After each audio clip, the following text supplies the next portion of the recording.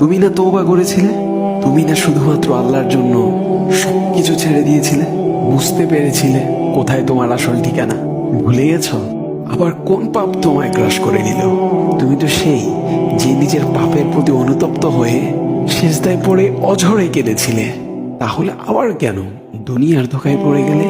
কেন ভুলে গেলে কোথায় তোমার আসল গন্তব্য? তুমি কি হার মেনে নিয়েছো নফসের কাছে? তুমি এত দুর্বল? ভুলে গেছো তুমি কার বান্দা? কে তোমার রব? তোমার রব তো সর্বশক্তিমান। সর্বশক্তিমানের বান্দা আবার কখনো দুর্বল হয় নাকি? মৃত্যু পর্যন্ত লড়ে যাও তুমি। শয়তানকে দেখিয়ে দাও তোমার ইমানের পাওয়ার। শয়তানের ধোকায় পড়ে অনেক পাপ করে ফেলেছো, তাই নিরাশ হয়ে গেছো তুমি, তাই না? তুমি কি জানো না তোমার রব কতটা মহান? তিনি তো তোমাকে ক্ষমা করার জন্য অপেক্ষা করছেন। তাই ফিরে আসো সেই রবের দুয়ারে, যার দুয়ার কখনো বন্ধ হয় না। ভিডিওটি ভালো লাগলে একটি শেয়ার করে দিবেন। হয়তো